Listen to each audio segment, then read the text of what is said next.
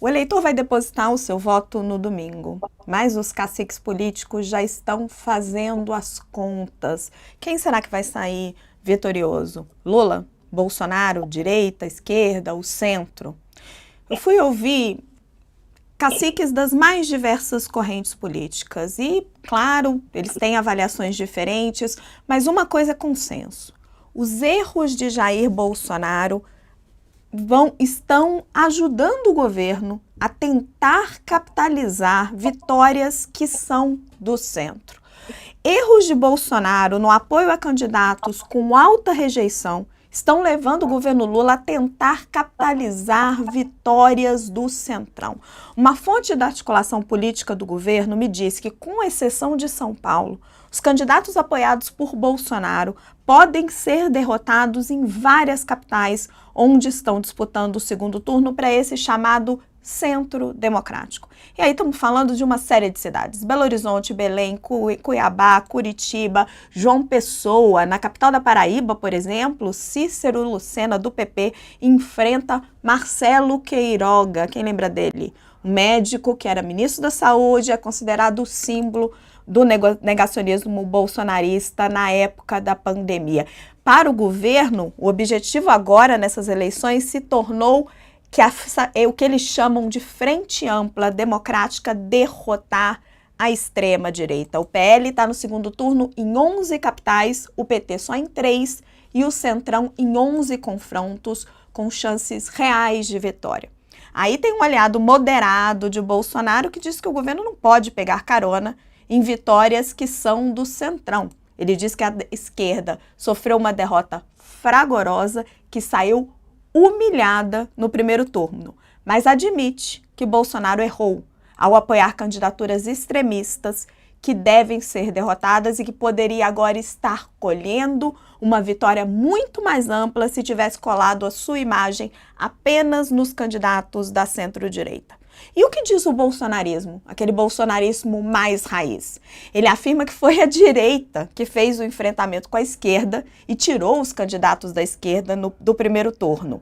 E diz que a vitória não é do Centrão, mas pondera que faltam quadros qualificados à direita para vencer as eleições. Também admite que deve sair uma derrota por aí.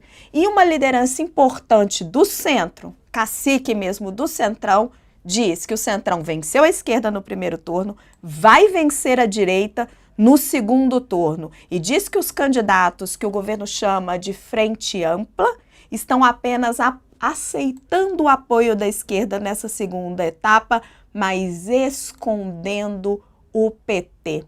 E aí, Andressa, quem é que está com razão? Bolsonaro errou muito? Vai sair derrotado? Sai derrotada a esquerda ou o governo consegue emplacar essa tese da vitória da frente democrática? Ou quem é o grande vencedor mesmo é o Centrão? Não consigo te Ficava. ouvir, amiga. Agora sim. Vamos lá?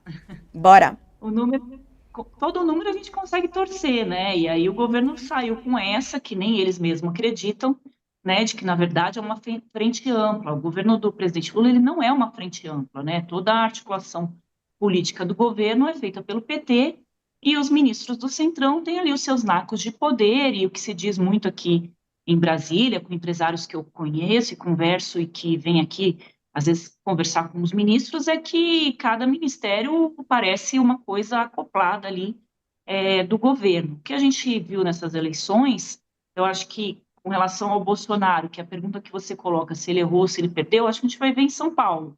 É claro que a disputa em São Paulo vai ficar mais colada ao Tarcísio do que ao Bolsonaro, mas não tem como descolar o Tarcísio do Bolsonaro, porque o Bolsonaro que criou o Tarcísio, ninguém conhecia, ele era um técnico, já tinha trabalhado, inclusive, no governo Dilma Rousseff, mas vamos lembrar que as lives, que eram muito bem sucedidas ali na gestão do Bolsonaro, ele usava muito isso, o Lula tentou copiar, não conseguiu, não tinha engajamento ali nas redes, foi ali que o Tarcísio nasceu. Todos os dias o Tarcísio estava na live com o Bolsonaro, e o Bolsonaro colocava ali um carimbo nele de eficiência. Então, o Nunes ganhando a eleição em São Paulo, como tudo indica, acho difícil você dizer que o Bolsonaro, né, o senso comum dizer que o Bolsonaro saiu derrotado.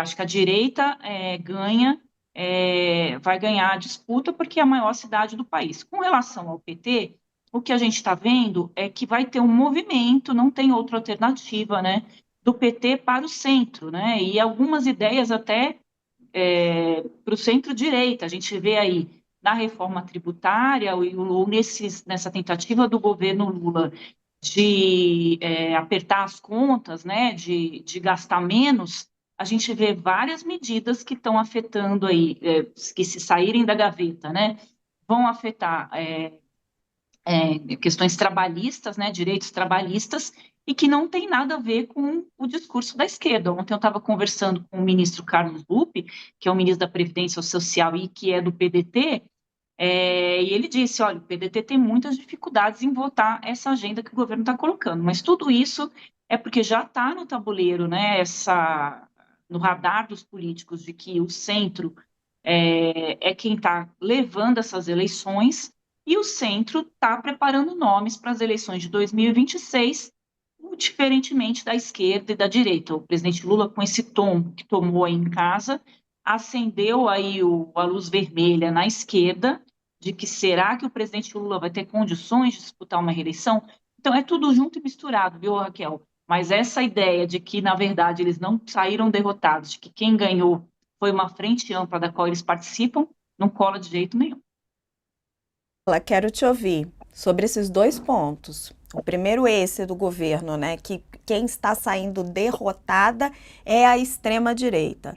E esse ponto do Bolsonaro, porque isso foi um dos poucos consensos que eu encontrei entre todas essas vertentes políticas que eu ouvi, de que ele errou a mão na hora em que prestou o seu nome e escolheu candidatos de tão alta rejeição, que ele podia ter se associado a esse centro, que é mais de centro-direita, mas não, preferiu ficar com a direita mais extremada e vai ter que amargar, vamos ver, a gente espera domingo, várias derrotas pelo país inteiro. Então, Raquel, eu acho que dá para usar umas máximas assim, né? Do tipo, depende de como você olha o copo cheio e o copo vazio, né? O governo, no papel que lhe cabe, ele reedita o discurso que foi usado na campanha do próprio presidente Lula, quando conseguiu trazer a Simone Tebet para sua aliança, dizendo que era uma frente ampla em relação à democracia. Agora é uma frente ampla em relação a contraponto a essa extrema-direita, né? É uma leitura, para usar a palavra que a gente usava bastante no governo Bolsonaro, é uma narrativa, que pode ter, sim, a sua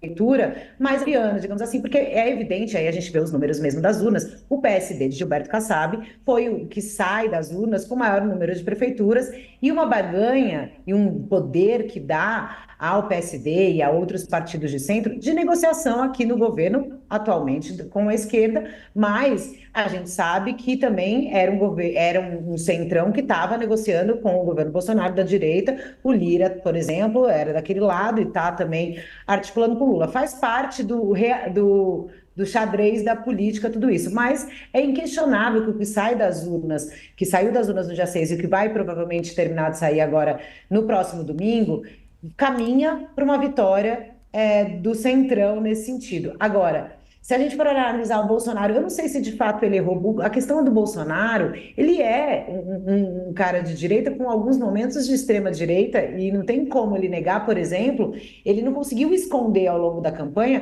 que ele tinha muito mais similaridades de pensamento com o Pablo Marçal do que com o Ricardo Nunes, que era o quem formalmente ele estava apoiando. É o jeito Bolsonaro de ser que deu a ele um capital político que pode estar perdendo força, se dissipando. Eu ouvi esses dias de uma fonte aqui dizendo que era muito bom esse racha na direita, porque isso enfraqueceria Bolsonaro, de fato, mas você está vendo, não porque essa extrema-direita perderia poder exatamente, mas porque novos líderes iriam surgir e ele iria dividir esse poder. É uma leitura que também pode ser feita, Raquel. Eu acho que o que sair das urnas